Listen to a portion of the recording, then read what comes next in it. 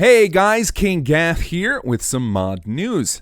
This week, I've got a special request for Sim Settlements players. We've got updates to Workshop Plus and Workshop Framework, and I want to remind you all to vote on the City Plan contest. We've got the November entries up and waiting for the public jury to get on them and let us know which one is the best.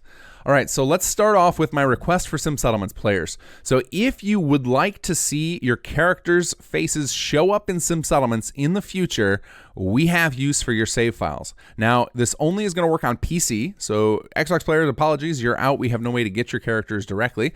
But PC players, if you're not using a bunch of custom face features or tattoos or hairstyles, if you're using the vanilla stuff to create your character, we want your save. We can get your character into the mod in the future. You'll understand why once we announce the next big thing, but we're looking for loads and loads of save files, so you're welcome to turn in as many characters as you want. So if you want to do that, take your .fos save file. It can be found in Documents, My Games, Fallout 4, Saves, and you'll find all of your save files listed there with the .fos extension. Upload any of those you want us to use the character for to Dropbox.com, and then make those public and share that with me through Facebook or Twitter. So Facebook.com/SimSettlements or Twitter.com/SimSettlements. Share those with me. You can private message me, whatever you want to do, and we will get those added into the mod in the future. So I'm looking forward to seeing what kind of crazy face characters you guys have come up with. Send them all to me. We need as many as we can get.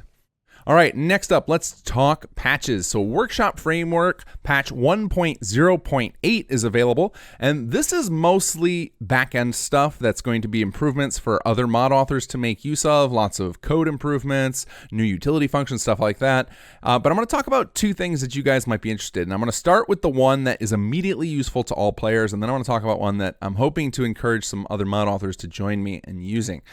So we've come up with a system I'm calling the message queue framework. So there's a thing that I always have hated about Sim Settlements, and that's all of the spam up in the corner of the messages. Now we added a few patches back, well, quite a few patches back, we added the tracking system to replace that as an alternative, so you don't have to use those notifications. But for some things, it's nice to have the notifications still. But there are certain times when I'm playing Fallout where I don't want notifications popping up in the corner.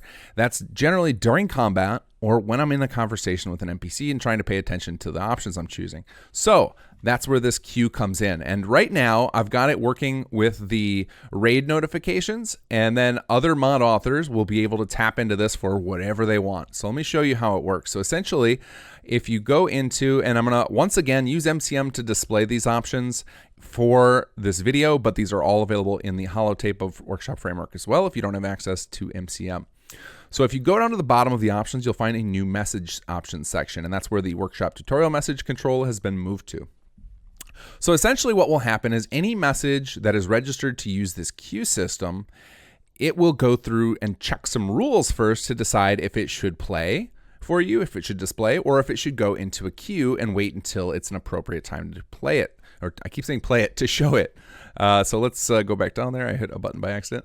All right, so if you have autoplay messages on, it will automatically play those messages whenever is appropriate. You can also turn that off, and then that will make it so that you have to activate those messages manually, and I can show you where to do that in a moment.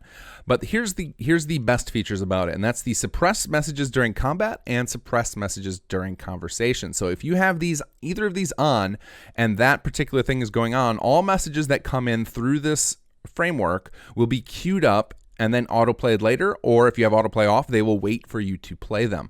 And then I added another option that's kind of experimental, but I'm liking it so far, and that's to suppress all messages forever until you go manually play them. And the benefit of that is that you can then have it so that you're not getting messages popping up while you're totally immersed in a dungeon or whatever. So this is an option for people who really like to get immersed in the game and really hate those messages flying all over their screen randomly. So I'm hoping this combination of options is going to be a good set. If you all can think of additional places where you'd like custom control over message suppression, I can add more to this. This is definitely just my first attempt at making a good queue system that will be user-friendly. So now let's talk about where you view those messages. So if you get settlement attacks, where do you find out about them? So if you go into the Workshop Framework Controls holotape, which if you don't have this, you can craft it at a chemistry workstation. But I've got myself a queued message that I set up, and you'll find that on the third option, there you have an inbox that says new messages. Now in the future, I'm going to create a HUD framework module that will display a little inbox icon somewhere on your screen so that you can have a counter of how many messages you have. But for this initial launch, since there's not really a lot making use of it, I didn't bother to build the HUD piece, but that will be coming probably in 1.09 or 1.1 or 1.0.10. I'm not sure yet because I've got a lot of other stuff I'm working on in the meantime, but I definitely want to get a little HUD icon for this. So once you see this inbox that says new messages, if you click on it, you'll have a couple of options. You can display the next message, which will allow you to one at a time play through the messages, or you can hit display all, which will trigger the messages to start auto playing until they're all shown, or you can just delete them all. So I'm going to go ahead and display the next message here. And as you can see, whether it's a pop-up message or a corner message, it will play exactly the same. So this is a message that will come up if you try and use certain features in Workshop Plus this is the one from when you try and claim a workshop while you're out in the world. That's where this message comes from. So I tried to claim a message claim a workshop while I was standing in the middle of nowhere, and this is the message I normally would have got, but instead it queues itself up because I had suppress all messages on.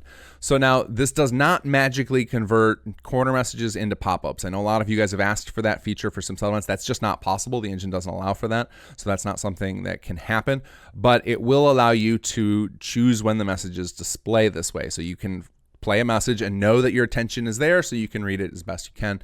And so this system, I'm hoping, will aid with immersion across the board, and I'd love to see more mods making use of this framework. It's pretty easy to use. It works very similar to the way you already show messages. You just kind of send the data through a function on Workshop Framework instead of directly. All right, and then the other thing I want to talk about is a framework that I'm calling the shortage framework. And this is something that's going to be more interesting to mod developers than you players, but maybe you guys will get a kick out of it when I explain an example for how it can be used. So the idea behind the shortage framework is to allow mods to set up rules for what settlements have to have. For example, we all know that every settlement needs 1 food per settler or 1 water per settler. Well, what if we wanted to add additional requirements to keep your settlers happy? What if we wanted them to have a requirement that they had to create so much oil or mine so much steel, things like that. I guess you don't mine steel, but you guys get my point. If you wanted to add other resource requirements, well, now essentially mods can, and they can control the rules themselves on how it works, but the purpose of the shortage framework is so that they can tell other mods about the things they're looking for. So for example, let's use my oil example and say that you wanted to make a mod that had a requirement for oil. You would set that up however you want, but the key there is notifying Workshop Framework of that rule in your mod so that other mods can notice it. So for example, let's say Sim Settlements noticed that you had this oil shortage and it found an empty advanced industrial plot. It could use that information to say, hey, we should build an oil well here, and have the settlers choose to build an oil well there if the player didn't choose a different plan instead. So it's basically a way for mods to start working together better so that they can have custom rules to change the settlements and also communicate with one another to do cooler stuff. So a lot of the changes in 1.0.8 of Workshop Framework are going to be things that modders are going to be interested in. The idea of this whole framework is always to expand the possibilities of what we can do in the future and create a centralized platform that we can all communicate with as mod authors so that we can have better shared features. All right, and now let's talk about Workshop Plus patch 1.0.4. So a lot of you may have noticed that after the 103 patch, you started having things flashing purple all over your screen, and I've had many of you complain about that and want it to stop. Well, now you can stop it, and I've got a lot of other information about that too. So we're going to pop back into here because this is the best place to show it since it's all about these new controls. So first up, what was happening there is that when you would arrive at a settlement, all of your items that were there already or that had been built before you got there or built before you installed Workshop Plus were being added to the default layer. And the default layer was just basically a collection of all the items that you didn't bother to play with the layer system on. And the idea there was to make sure you could do the layer stuff like the cloning or the duplicating or the blueprinting even if you didn't set it up in advance. Well, I realized that most players weren't actually making use of that feature, and the players who were using all those cool features like clone layer and blueprint layer and whatnot were using the individual layers they created. So it wasn't very useful to add things to the default layer. And not only that, but adding them to the default layer, especially your entire settlement when you walked in, was slowing down the script engine while it did all that. So that's just off by default now. So your items are not auto added to the default layer. Now, if you care about that, if you use the layer system a lot and you want your items to still be added, it's now a tool here you can see on the options screen called add previous items to layer. And this will do that exact thing that it used to do when you would walk into a settlement. Now it's just a manual activity. All right, so since it's off by default, that means most of you, if you're not using the layer system, you'll never see things flash purple again, and you're good to go. Now, if you do use a layer system and you don't like that flashing, now you can turn it off. Now, I will warn you, the purpose of turning it on or having it on by default is because there are certain activities such as creating blueprints or copying layers where you should wait to do anything to the items until they've all been added to the layers. Otherwise, you can just cause really bad script lag, or you can cause your layers to break and just generally bad things. So you generally want to wait until things are added to the layers before you play with them again. And that's why they flash, so you can kind of get an idea of when everything's been completed. You can also, if you go into the advanced section, you can turn the flash items back on for the default layer. So that's off by default. So even if you run that tool, it's not going to display them flashing, but if you want them to, you can add that here.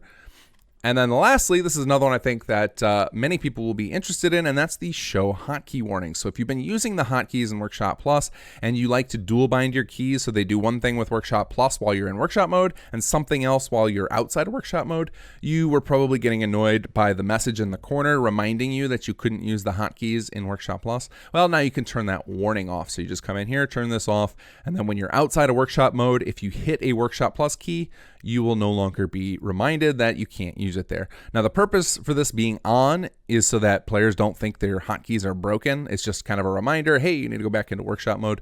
But I know a lot of you know it well enough, you're comfortable enough with the system that you don't need that reminder anymore, or you're having problems where it's just firing incorrectly and you're just tired of looking at that warning.